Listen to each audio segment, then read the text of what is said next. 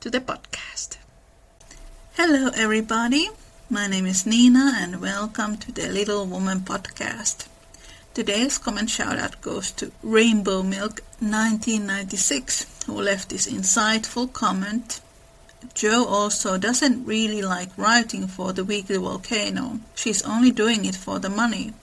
And it doesn't even pay well. She's probably lying to herself and saying, everything is fine.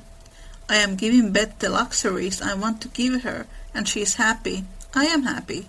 But when Fritz gives his opinions on sensationalism, she realizes what she is doing and stops, considering the movies don't really talk about what Jo is actually writing about. I can't remember off the top of my head, but murder is mentioned, so it can't exactly be all pretty stuff. It is easy to think that Fritz is a genre snob. He is not. People were less desensitized in the 1860s and 70s that in 2022. Fritz is less a genre snob and more not wanting people, specifically children, scared at a formative age. End quote. When the book Jo is in New York, she actually has two editors. The first editor wants her to write sensationalism, stories that Jo herself calls trash, and the second editor only wants her to write moralistic tales, which is not something that Jo is that into either, and it is Fredrik who helps her to find her own way of writing. Why the filmmakers don't show this conflict that Jo has with her editors and kind of portray Fredrik in a bad light when in the book it is the opposite?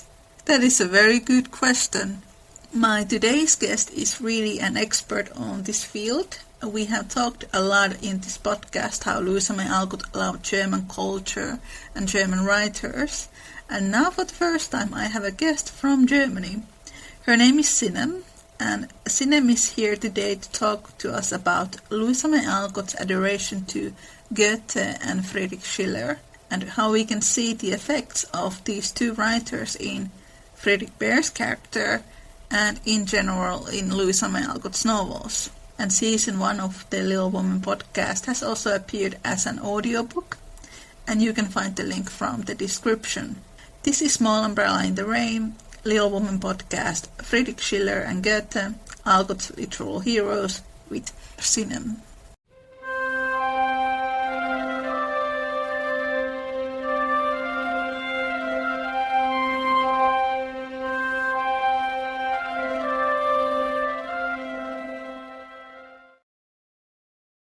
Hello, I'm Sinem. I really love Little Women, and I also really love the chapters that involve Friedrich and Jo.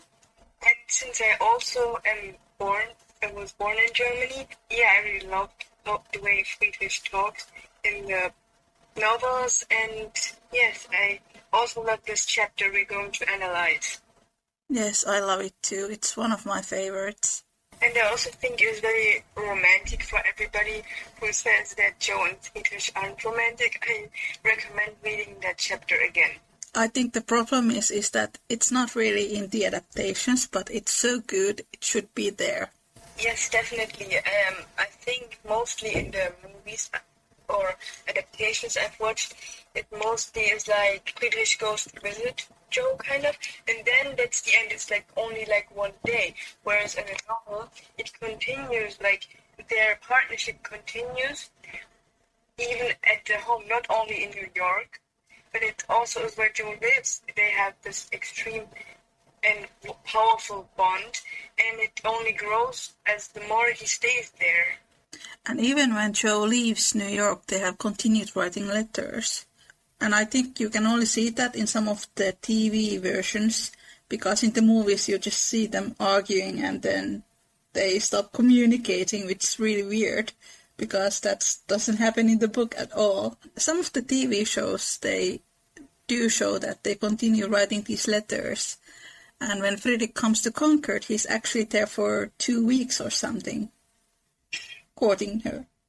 And I also think it is very important that Louisa May Alcott included the fact that even when they were apart, they continued writing letters to each other. And the chapter beforehand Joe reads a letter from Friedrich and he's like, oh, if only he would come. And it's like a wish come true to her. Exactly. It's this secret wish that she has, that he would return back her life. Yes, and I also think it's very important because Joe literally craves for company in this chapter, but the thing is, like, she has her mother with her and also her father, but she even says that she wants to try all kinds of love that exist. Like, she isn't really satisfied any longer with only the love of her mother, of her parents, or of her sisters. The previous chapter, called All Alone, there's really this long monologue that she has about how lonely she is and how she longs to find love. And I think she says that her heart is so elastic and that she would like to try what romantic love feels like. And this is such a misunderstood part about Little Woman. We have discussed about this before, that people really do not seem to read the book at all when they talk about Joe wanting to be independent or whatever. Yes, and to be honest, I think, like, even if a person, a woman, a human has a partner, it doesn't make them not independent. Like, I mean, relationships can enrich people, and that is the same with Joe and Friedrich. He enriches her, but she still has her independent side, and they live together in a very beautiful harmony. Yes, and if Joe would have married Laurie, that's when she would have lost her independence completely. Because Laurie's demanding at that time, especially because he hadn't matured, were like, you have to take care of me, you are a little mother to me, and since that's just what you did, you will take care of me 24 hours a day, and when I'm angry, you will do whatever I want you to, etc. I also think in this chapter, in Surprises, she completely forgets to compare Friedrich to Laurie. And I think it's also like a funny thing because she has idealized Laurie very much, but in the end she stayed true to herself and she fell in love with Friedrich because he is the right man for her. Laurie at that time wasn't a man. He himself states it in that chapter. Also in this chapter there is a apology from Laurie, which I find very feminist thing for Louisa May Alcott to write, but like we have discussed in this podcast, and you and I have discussed this in our private discussions, that this is one of those things that is not in the adaptations either, because Laurie is so incredibly idealized. I think the only version where Laurie apologizes to Joe is the BBC series from 1970s, and most people have not even heard from it. So I am very glad that I get to discuss about the chapter Surprises with you today, because I think this is completely overlooked chapter. Yeah, I agree. It really is overlooked. And I also think this chapter is very important also for the growth of Laurie, because like we have seen him evolving and growing and improving, but this is kind of the climax because he not only acknowledges his mistakes to himself and the others chapters, but he also acknowledges it to Joe when he says, I was making a mistake at that time and I'm sorry, because I think it is, like you said, first of all, very feminist to acknowledge it, that he forced her to being something she was not, but it is also very important because in many adaptations you don't really see his growth, and it's actually very sad. Like in some there is kind of an apology, I guess, but it doesn't really feel right because I mean then again in the movies he kind of never did anything wrong. Exactly. Like the proposal scene, it is often romanticized. You don't really see how uncomfortable Joe feels that in the book, the way he's treating her. That's a problem. So his apology in the book makes a lot of sense because Laurie himself realized that it wasn't the right thing to do. That is true, and I also think it's important that Louisa May Alcott did have Laurie apologize. It is also an ideal way of showing that men can change and better, and that they have to acknowledge it. Like, I think any other author wouldn't have just glossed over it, but I think it is very important that Louisa May Alcott didn't gloss over it.